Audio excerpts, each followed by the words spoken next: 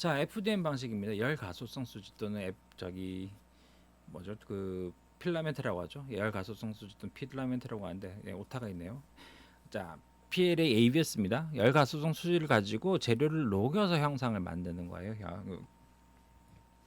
녹여서 형상을 만드는데요. 자, 한번 볼까요?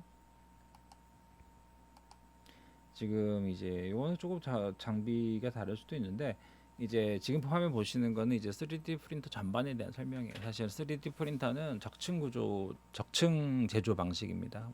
이게 SLA가 됐든 뭐 DLP가 됐든 어떤 거가 됐든 전부 다 재료를 한 층 한 층 쌓아서 만드는 거죠. 저렇게 보시는 것처럼 이렇게 한 층 한 층 쌓아서 만드는 게 바로 3D 프린터 FDM 방식입니다. 그래서 물론 이제 저 보시는 건 비싼 제품인데요. 자, 저런 경우에는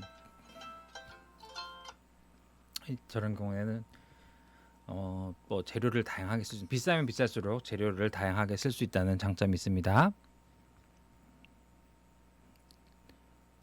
자, 그 다음에 또 보실까요? 그 다음에 이제 DLP 또는 SLA 방식이라고 그래요. DLP나 SLA는 다 SLA라고 방식이라고 하는데 어쨌든 빛을 이용합니다. 빛을 이용해서 형상을 만드는데, 자, DLP라고 하는 건 빔 프로젝터입니다. 빔 프로젝터를 이용해 가지고 하는데 전사 방식이라고 해요. 한 번에 한 장의 사진을 보내는 것처럼. 그리고 SLA라고 하는 건 조사 방식이라고 그래요. 레이저로 FDM처럼 이렇게 움직이면서 형상을 그 레이저가 닿는 곳만 이제 형상이 되는 거죠. 자, 그러면 한번 보시겠습니다. 자, 여기 펌랩이 이제 제일 유명하죠. 제가 봤을 때는 다 산업용을 제외하고는 제가 써본 것 중에서도 펌랩이 가장 퀄리티가 좋았어요. 그리고 또 더 중요한 게 뭐냐면 재료가 다양합니다. 특히나 이런 고가 제품들의 경우에 재료가 사실은 다양해야지 쓰기가 좋죠. 만약에 그냥 뭐 ABS나 이런 재료만 쓸 수 있다면 사실 가치가 떨어지고요. 지금 보시는 것처럼 뭐 저렇게 레진이라고 하는 재료를 넣어서 뭐 캐스터볼이라든지 터프라든지 뭐 하이템이라든지 이런 재료들을 쓸 수 있는 게 사실은 좀 중요합니다. 자, 그다음에 SLS 방식입니다. 자, SLS 방식은요. 가루입니다, 가루. 파우더라고 그러죠. 뭐 금속이 될 수도 있고 뭐 그다음에 뭐 고무가 될 수도 있고 뭐 플라스틱이 될 수도 있고 이 가루에다가 레이저를 쏴 가지고 형상을 만드는 방식을 말합니다. 자, 그럼 한번 화면 볼까요? 자, 이것은 이제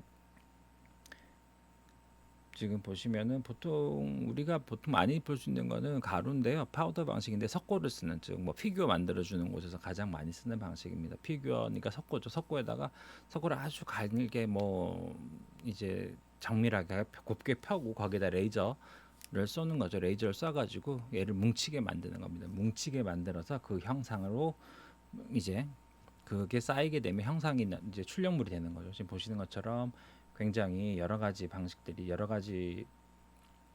그 결과물들이 나오죠. 드론이라든지 이런 것들이 있습니다. 어쨌든 중요한 건 지금 보시는 것처럼 이 3D 프린터가 한 종류만 있는 게 아니라 굉장히 종류가 많습니다. 내가 어떤 재료를 사용하는지, 어떻게 뭐 정밀도에 따라서 그 결과들이 다 달라지기도 합니다.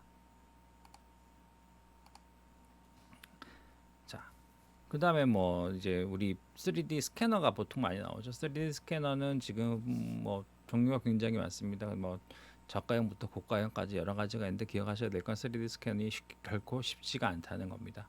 특히나 지금 그림에 보시는 것처럼 이렇게 핸드헬드 방식이라고 그랬죠. 손에 들고 하는 이런 핸드헬드 방식 같은 경우에는 예, 그 사용자가 이렇게 스캐닝을 하다 보면 이제 고정된 뭐 사물은 괜찮은데 사람 같으면 눈을 깜빡 이렇게 할 수도 있잖아요. 아니면 내가 애취하고 이렇게 움직일 수도 있고 그 순간을 놓치는 경우가 굉장히 많습니다.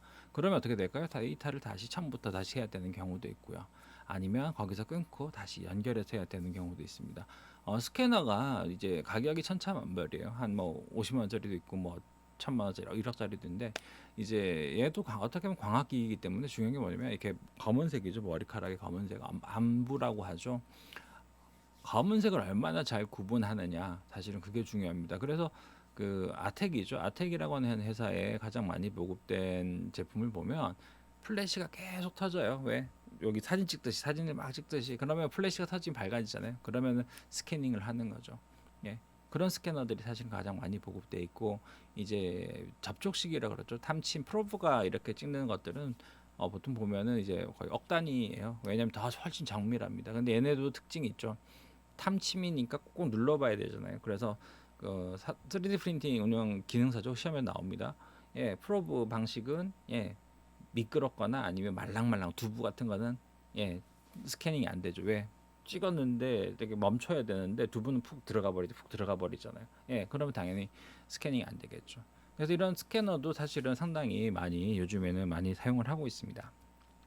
자, 그리고 이제 메가스페이스에서도 많이 만든 게 이제 요즘에는 이제 3D 펜 같은 경우죠. 3D 펜도 저희도 이제 여러 가지 종류를 사용해 봤는데 3D 펜은 제일 중요한 게 뭐냐면 재료가 이렇게 들어가요. 근데 대부분 보급되어 있는 우리가 많이 쓰는 제품들은 보면 이게 직선이 아니고 약간 꺾여요. 근데 좀 많이 꺾입니다. 많이 꺾이다 보면 마찰이 생기죠. 마찰이 생기면 노즐 부분에서 사실은 잘 나오면 괜찮은데 그 마찰로 인해서 노즐이 막히는 경우가 또 있습니다. 사실은.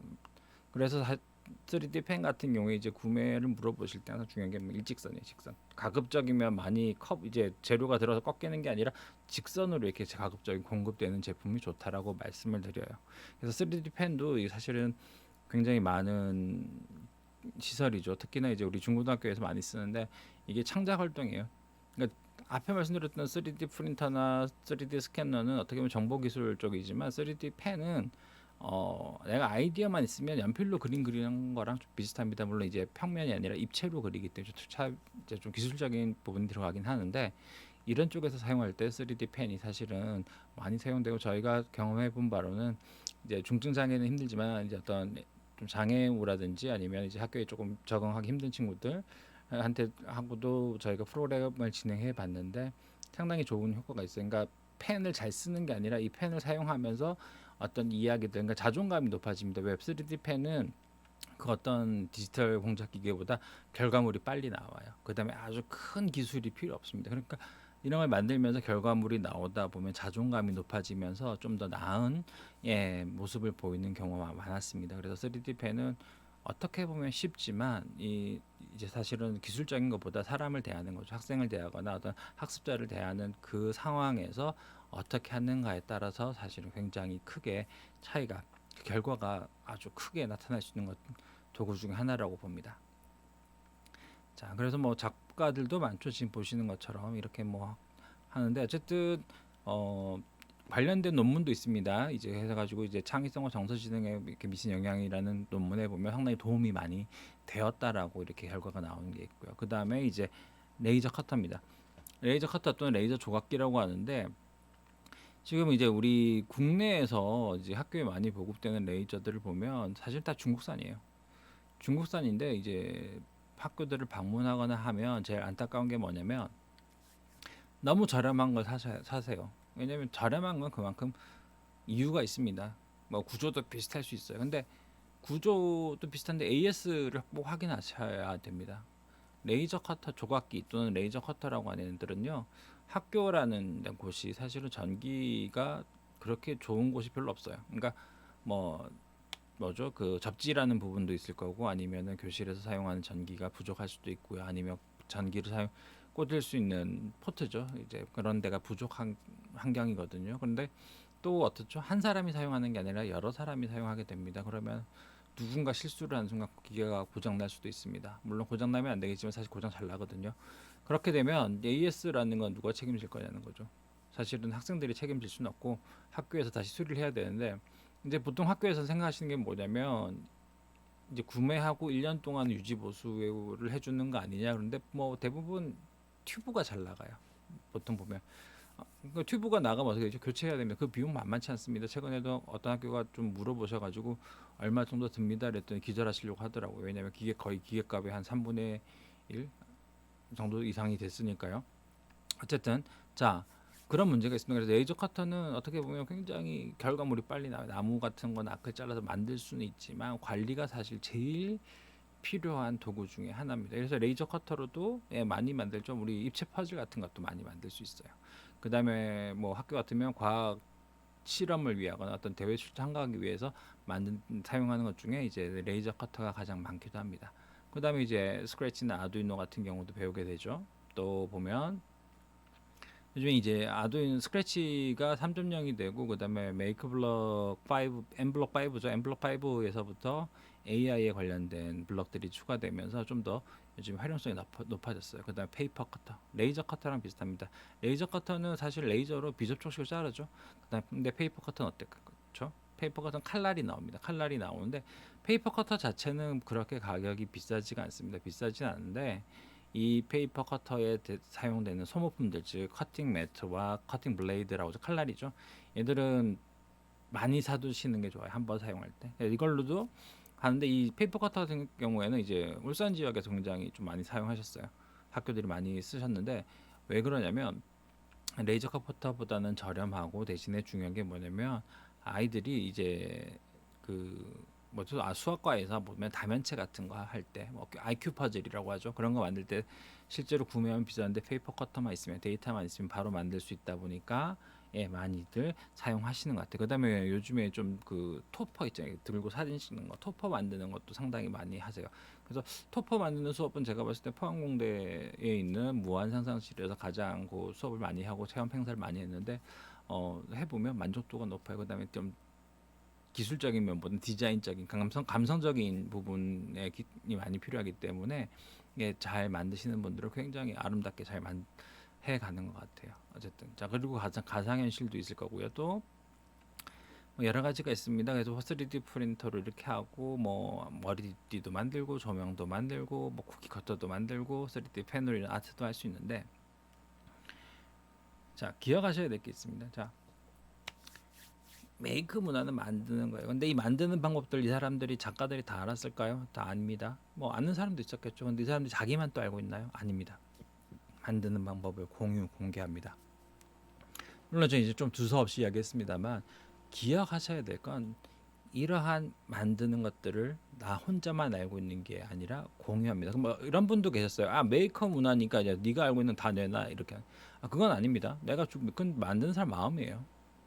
내가 주고 싶은 사람한테 주고 내가 공개하고 싶은 사람한테 공개하거나 아니면 공개 시점이 내가 다 완성됐어 자 공개할게 이럴 수도 있고 내가 1년 뒤에 뭐 할 수도 있고 예 그렇기 때문에 무조건적으로 메이크 문화라고 해서 뭐 공개라고 제가 말씀을 드리지만 완성되는 시점에서 하는 게 아니라 그거는 제공하는 사람의 마음입니다. 대신에 이런 건 있어요. 내가 만약에 또 A라고 하는 사람 거를 보고서 거기에서 업그레이드 개조 개선 활동을 했다면 나 발표할 때 이렇게 내가 A라는 사람 거에서의 자료를 이용해서 내가 B라는 걸 만들었어라고 이제 공개를 해야 되는 거죠. 그게 오픈 소스잖아요. 오픈 소스에서 말하는.